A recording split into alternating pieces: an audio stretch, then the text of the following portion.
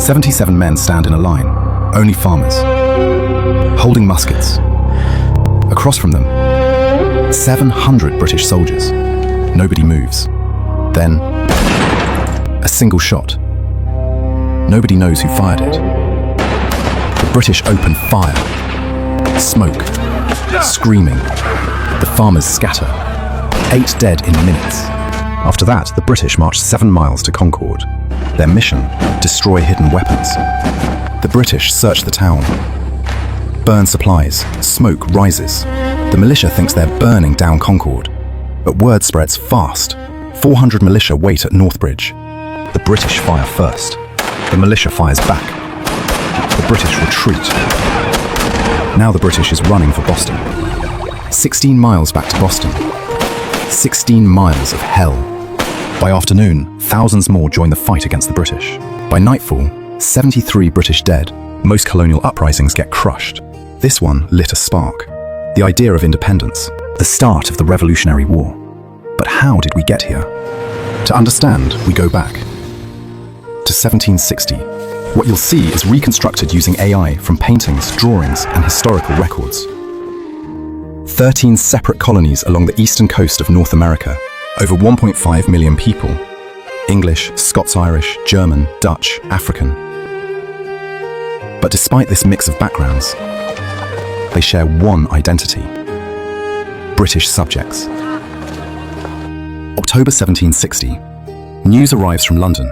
King George II is dead, 76 years old, died on his closed stool, his toilet, from a burst artery. His 22-year-old grandson now sits on the throne.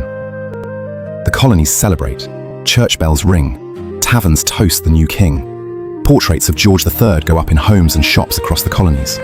They read London newspapers, wear English fashions, follow British law. When war comes with France, they fight as British soldiers. They call themselves Virginians, New Yorkers, Pennsylvanians. But above all, they're subjects of the crown. The word American? Not something they use for themselves. And in 1760, there's no reason to think that will ever change. But being British is the only thing these colonies have in common. Everything else divides them. New England, they fish, build ships, trade. Puritan churches dominate. Town meetings decide local affairs. Small farms. Tight-knit communities. Focused on education and strict religion. The middle colonies, New York, Pennsylvania, New Jersey, merchants and traders. Germans, Dutch, Quakers, a mix of everyone. Tolerant of different religions, because they have no choice. They have Philadelphia, the largest city in the colonies, a booming center of commerce. The South, Virginia, the Carolinas, Georgia. Massive tobacco and rice plantations. Enslaved Africans outnumber whites in some counties. An aristocracy of wealthy planters living like English lords, ruling over a hierarchy that barely resembles life up north. Their economies feed each other. Northern ships carry southern tobacco to middle colony ports for export, but they still don't see themselves as one people. Northerners think Southerners are lazy aristocrats. Southerners think Northerners are meddling fanatics. Both think the middle colonies are too tolerant, too chaotic. Nothing in 1760 suggests they'll ever work together. Nothing points to unity. If anything, they're drifting further apart.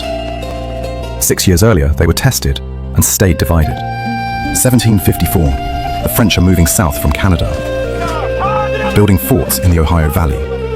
War is coming. The British call a congress in Albany. 7 colonies send delegates. Benjamin Franklin proposes a union, one colonial government, shared defense. Join or die, his cartoon says. The delegates approve it. Then they go home. But every single colonial assembly rejects it. They'd rather face the French alone This is a betrayal of the highest order! than share power with each other. So it ends in absurdity. Indeed, we are undone. These colonies will never unite. But here's the thing, it doesn't matter. Now, in 1760, they have prosperity. The colonists have the highest income in the Western world. Land is cheap, food is abundant. Most families own property, and their taxes, the lowest anywhere.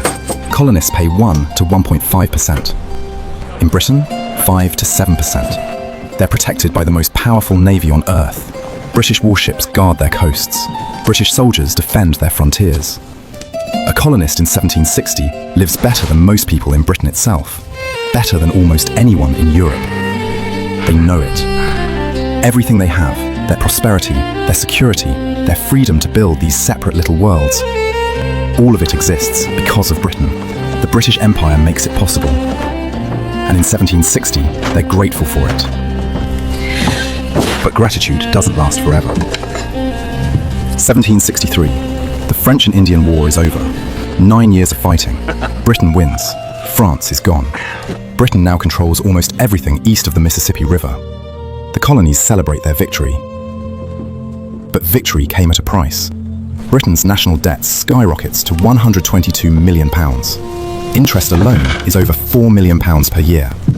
That's 10 times more than all 13 colonies combined pay in taxes in a year, just to pay the interest. The British look at the colonies, rich, prosperous, protected by British troops during the war, paying almost no taxes. Parliament decides the colonies should help pay for their own defence. It seems reasonable. The year 1765, the Stamp Act, a tax on paper, newspapers, legal documents, playing cards. To the British, it's a modest tax, but it's the first time Parliament has ever directly taxed the colonists. The reaction is instant. No taxation without representation. Mobs in Boston hang tax collectors in effigy. Colonial assemblies pass resolutions of protest. Merchants organise boycotts. Parliament, shocked, repeals the tax. But they also pass the Declaratory Act. Parliament has the right to tax the colonies in all cases whatsoever. To bind the colonies in America and levy such charges it deems necessary in all cases. The message is clear. We back down this time, but we can tax you. The year 1767. New taxes, the Townshend Acts, taxes on glass, paint, paper, tea. More protests, more boycotts. Britain sends troops to Boston to enforce the new taxes. A crowd surrounds British soldiers, throwing snowballs, rocks, insults. Someone fires. 5 colonists dead in the snow.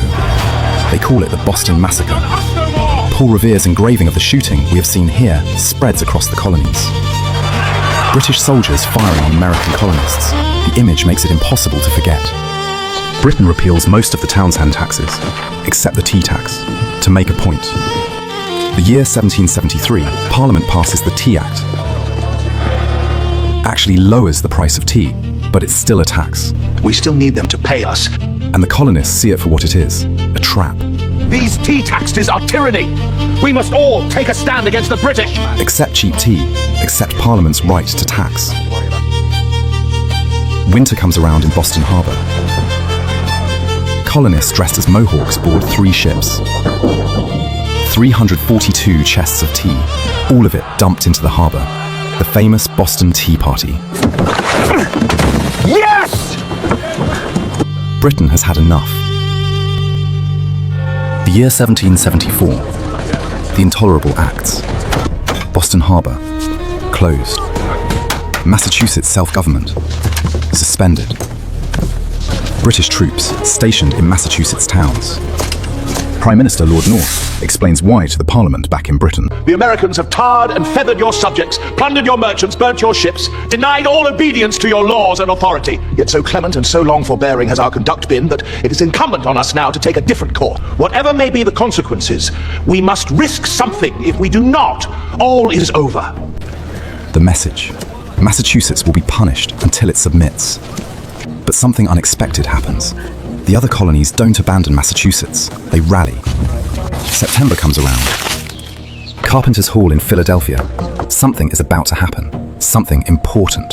56 delegates from 12 colonies meet the First Continental Congress. They're not talking about independence, not yet, but they're talking. Decide whether to submit or to stand as free men. Together, coordinating resistance, for the first time, but not the last. The thing that didn't happen in 1754, colonial unity, is starting to happen now. All that needed was a common enemy. Let's fight! Britain sees it too.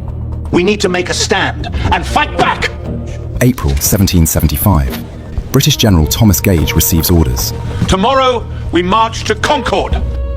Seize the weapons stockpiled by Massachusetts militia. The target, Concord, 20 miles from Boston. On the night of April 18th, 700 British soldiers begin their march. Paul Revere rides ahead. The regulars are out! The soldiers are coming! By dawn, militia are gathering. At Lexington Green, at Concord's North Bridge. Nobody knows it yet, but the war has already begun. The day after Lexington and Concord, militia from across New England descend on Boston. Within weeks, 15,000 men surround the city. Welcome to the regiment. We have been waiting for you. They're farmers, blacksmiths, shopkeepers. They have muskets, some ammunition, not much else. We are running out of ammunition. No uniforms, no training, no organization. They drown in their own tea. Britain sends more troops. Now it's an army on both sides. But only one of them is actually an army. Forward! Keep those legs moving!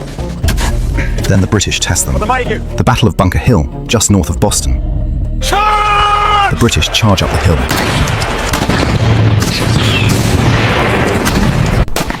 3 times. The Americans, mostly farmers, hold them off twice. The 3rd time, the Americans run out of ammunition.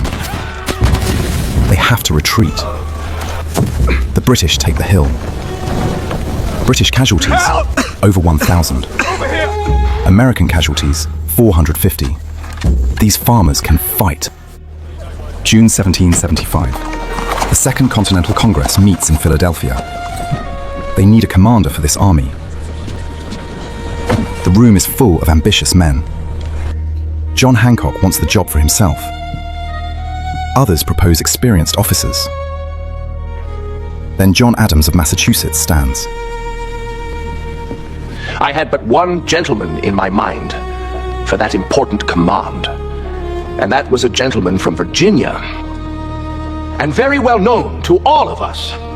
A gentleman whose skill and experience as an officer, whose independent fortune, great talents, and excellent universal character would command the approbation of all America and unite the cordial exertions of all the colonies better than any other person in the Union. He doesn't say the name.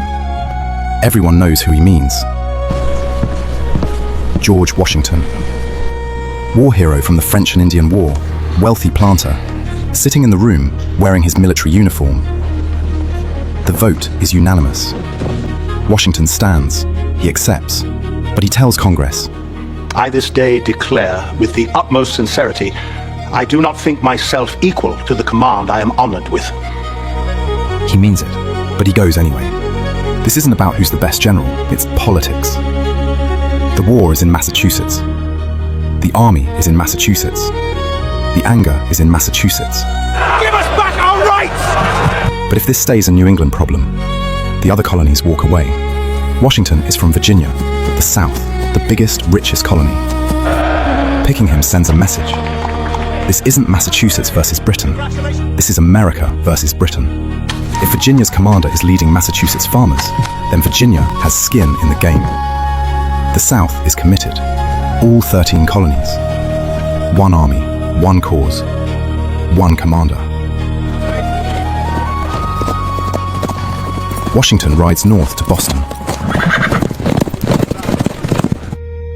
to take command of an army that barely exists. It is hoped that all distinctions of colonies will be laid aside, so that one and the same spirit may animate the whole, and the only contest be who shall render, on this great and trying occasion, the most essential service to the great and common cause in which we are all engaged. The problem is obvious. Washington is facing the most powerful military on Earth. The British have professional soldiers trained for years. Look at this slovenly work! The world's strongest navy. Unlimited money. Supply lines across the Atlantic. Experience conquering half the globe. The Americans have farmers with guns. No navy. No money. No uniforms. No experience. It's not a fair fight. It's not even close. But Washington understands something the British don't. He doesn't have to win, he just has to not lose. Keep the army alive. Stay in the field. Make it cost too much. Make it take too long. Make them give up. Survival isn't just a strategy, it's the only strategy.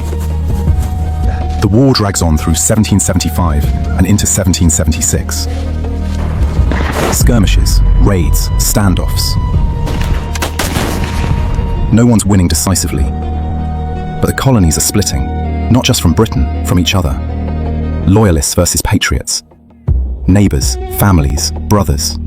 If you support the rebellion, patriot. If you support the king, loyalist. There's no middle ground anymore. In some towns, loyalists pack up and leave. In others, patriots are driven out. Sons refuse to speak to fathers. Brothers take opposite sides. You will swear loyalty to the king! Get out of my sight! This isn't just America versus Britain. It's Americans versus Americans. A civil war inside a revolution. Peace! June 1776. A year into the war, Congress makes a decision. Then it is done! They appoint 5 men to draft a declaration. Jefferson, Adams, Franklin, Sherman, Livingston. The Committee of 5. Jefferson writes it. Adams and Franklin edit it. Congress debates every word. Absolutely. It is too vague for a legal instrument. I will cross it out immediately. July 4th, 1776. Philadelphia. The Continental Congress votes. The Declaration of Independence. Subjectively, to me, one of the most beautiful statements are created in the birth of a new country. We hold these truths to be self-evident, that all men are created equal, that they are endowed by their Creator with certain unalienable rights, that among these are life, liberty, and the pursuit of happiness, that to secure these rights, governments are instituted among men, deriving their just powers from the consent of the governed. It makes it official. No compromise, no negotiation, no going back. They're not fighting for better treatment anymore. They're fighting for independence. Which means if they lose now, they're not just rebels, they're traitors. And traitors hang. That's the deal they just made, on paper. Now comes the hard part. Because the British don't care about their declaration. They care about crushing the rebellion. And they're coming with everything they have. August 27th, 1776, Long Island. The British Army hits Washington with everything. 32,000 troops, the largest expeditionary force Britain has ever sent abroad. The Americans? Maybe 19,000. Most of them have never seen real combat. The British flank Washington, trap him, slaughter him. American casualties, 2,000 men, killed, wounded, captured. British casualties, 400. It's a massacre. Washington evacuates overnight. 9,000 men rowed across the East River in the dark. Fog rolls in at dawn, covering the last boats. Eyewitnesses say Washington was the last man to leave Brooklyn. He escapes, barely. The British take New York. Washington retreats through New Jersey. His army is falling apart, deserting, freezing, dying. Thomas Paine, the man who wrote Common Sense, that framed the patriot argument for independence, he writes one more pamphlet. These are the times that try men's souls. It spreads through the camps. Soldiers read it. Some stay. December 1776. The revolution is dying. Washington has maybe 2,400 men left. Their enlistments expire in 6 days. If they leave, there's no army, no revolution. Washington makes a decision. One last throw of the dice. Christmas night. He's going to cross the Delaware River and attack Trenton. Trenton is held by Hessians, German mercenaries. Britain hired 30,000 of them, professional soldiers. They're terrifying. Washington is crazy. He wants us to cross this river in the winter? His officers think he's crazy. The river is frozen. There's a storm. It's suicide. It is our last chance. Washington writes the password for the attack. Victory or death. He crosses. Not in a very glorious way. Ice chunks in the river, wind, rain, snow, hail. It takes all night. They're hours behind schedule. Dawn, December 26th. Washington's frozen, exhausted men march 9 miles to Trenton. 8 a.m., they attack. The battle lasts 90 minutes. The Hessians are caught completely by surprise. American casualties, 2 killed from cold, 5 wounded in battle. Hessian casualties, 22 killed, 83 wounded, 900 captured. The Americans win. It's not a big battle, but it's the first real victory in months. It proves they can still fight. It proves Washington can still lead. Soldiers re-enlist. New recruits sign up. The revolution survives. The war drags on up till October 1777. The war is 2.5 years old. The British have taken Philadelphia, the American capital. Washington's army keeps losing. Congress is quietly asking if maybe someone else should be in command. Some are starting to wonder if this was ever winnable at all. We cannot give up. If we surrender now, we surrender everything we have fought for. Then comes Saratoga. General Burgoyne marches 8,000 British troops down from Canada. His plan, cut the colonies in half. We must cut off New England from the middle and southern colonies. Separate New England from the south. I will end this war! The Americans under General Gates stop him cold. 2 battles, 3 weeks.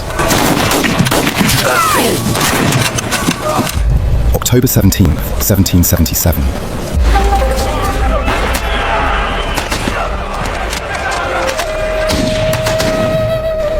I offer my sword and my surrender, sir. Burgoyne surrenders. 6,000 British and Hessian soldiers stack their weapons on the banks of the Hudson River. It's the first time an entire British army has ever surrendered in the field. Ever. Monsieur, une lettre arrive d'Amérique. Word reaches Paris. Très bien, merci. King Louis XVI has been watching this war. C'est une victoire magnifique. France lost everything to Britain 20 years ago. Mais jamais! The French and Indian War. They've been waiting for a moment like this. Proof that the Americans can actually win. Les Américains tentent pour ne pas payer les Britanniques. C'est le moment d'y agir. Saratoga is that proof. France officially enters the war as an American ally. Ships, troops, money. Britain is no longer fighting farmers. They're fighting France. Vive nos alliances! But while diplomats celebrate in Paris, the army is dying in Pennsylvania. Valley Forge, December 1777. 12,000 men march into an empty field. No shelter, no food. Hundreds without shoes. Washington writes to Congress. Nearly 3,000 men are unfit for duty because they are barefoot and otherwise naked. By spring, roughly 2,000 will be dead. Not from battle, from disease. And then someone arrives. Baron Friedrich von Steuben, Prussian officer, veteran of Frederick the Great's army. Sind Sie vollkranke Hunde? He speaks almost no English. Diese Disziplin ist ein Witz. Ich habe keine Soldaten, ich habe Affen. Ihr seid schreckliche He Soldaten. drills the men anyway. Kaputt! Alles kaputt! Bayonet techniques, formations, how to march, reload, and maneuver like a professional army. Beweg dich! Wir haben keine Zeit für eure He Schwach! screams instructions in German and French. Schaut euch an! Ein Schandweg der Disziplin! The Prussian general is directing us to hold this line. We cannot fail him! And has them translated mid-drill. Fight for your wives. Fight for your children. The army that marches out of Valley Forge in June 1778 is not the same army that marched in. It's something new, something dangerous.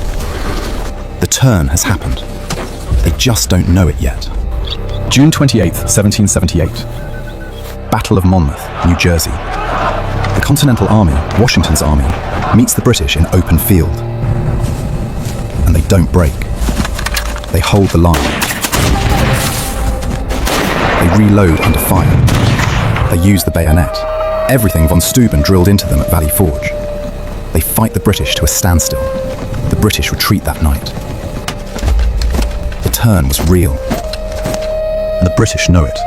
They can't win in the north anymore, so they shift. New strategy, take the south. They think the loyalists down there will rise up and help them finish this. Redcoats will make short work of the rebels down south. December 1778, Savannah falls. May 1780, Charleston falls. 5,000 Continental soldiers captured. It's the worst American defeat of the entire war. It looks like the British plan is working, but the South doesn't fold. Frontier militias hit back. We cannot hold the line alone against their regulars. Then what do we do, Captain? Kings Mountain, October 1780. They massacre a British Allied loyalist force. Cowpens, January 1781. Daniel Morgan outsmarts the British. Brilliant victory. And Nathaniel Greene, Washington's best general. He's in the South now. Guilford Courthouse, March 1781. Greene loses the battle. Keep your head up, son. But the British are so bloodied, so exhausted, Give up or we will all die. they retreat. Every British victory costs them men they can't replace. Every American loss, they come back. Cornwallis retreats to the coast. Yorktown, Virginia. He's waiting for the British Navy to evacuate him. But the French fleet arrives first. It's the bloody French coming. Washington marches south with the Continental Army and French troops. They surround Yorktown. Dig trenches. Bring up siege guns. Pound the British positions day and night. Cornwallis is trapped. October 19th, 1781, he surrenders. 8,000 British soldiers lay down their weapons. The war is effectively over, but no one signs anything for 2 more years. The British still hold New York, Charleston, Savannah. Their armies sit in American cities, I suppose we are just waiting for Parliament to decide if they ever actually do anything. waiting for orders from London. Those orders take time, Retreat is the only sensible option to save what remains of our honor. because back in Britain, everything has changed. When news of Yorktown reaches London in November 1781, My money, you expect me to pay for this folly? Aye, and they call us the masters. the British public turns against the war.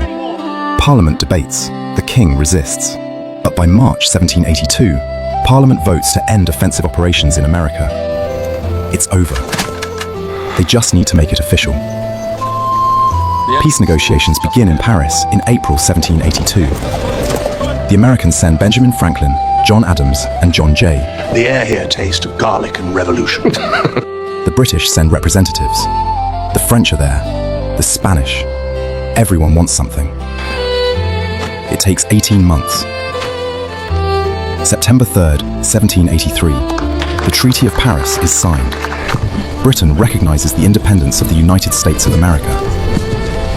The borders, from the Atlantic Ocean to the Mississippi River, from the Great Lakes to Florida. 13 colonies become a nation. But now comes the hard part. Figuring out what kind of nation they're going to be. The last British soldiers sail out of New York Harbor on November 25th, 1783. Washington rides into the city that same day. 7 years after he fled it. A few weeks later, he travels to Annapolis, Maryland, where Congress is meeting. On December 23, 1783, he walks into a small room packed with congressmen and spectators. He pulls out a short speech. His hands are shaking. Mr. President, the great events on which my resignation depend having at length taken place, I have now the honor of offering my sincere congratulations to Congress and of presenting myself before them to surrender into their hands the trust committed to me. Having now finished the work assigned me, I retire from the great theater of action, and bidding an affectionate farewell to this august body, under whose orders I have so long acted, I here offer my commission and take my leave of all the employments of public life.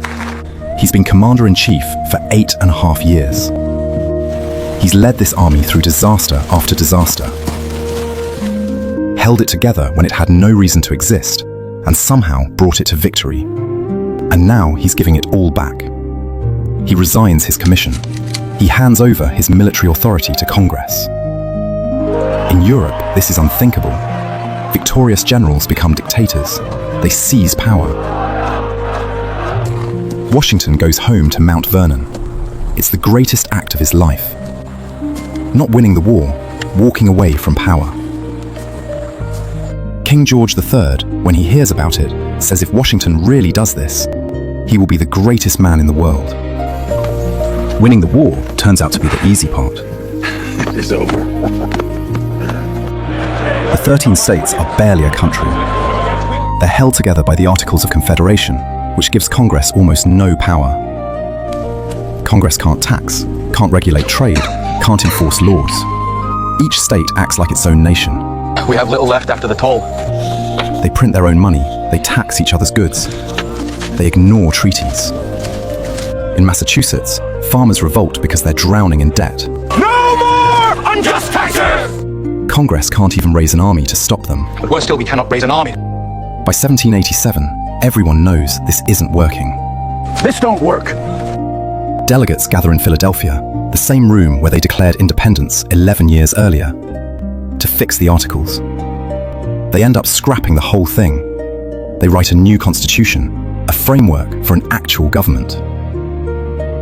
3 branches, separation of powers, a federal system that balances state and national authority. It's a radical experiment. No one's ever done this before. But hard to imagine. Most of the world is ruled by kings and emperors. The Constitution is ratified in 1788. The new government needs a president. Everyone knows who it has to be. On April 30th, 1789, George Washington takes the oath of office as the first president of the United States. He's 57 years old. He didn't want the job, but he takes it anyway. The war is won. The nation is born.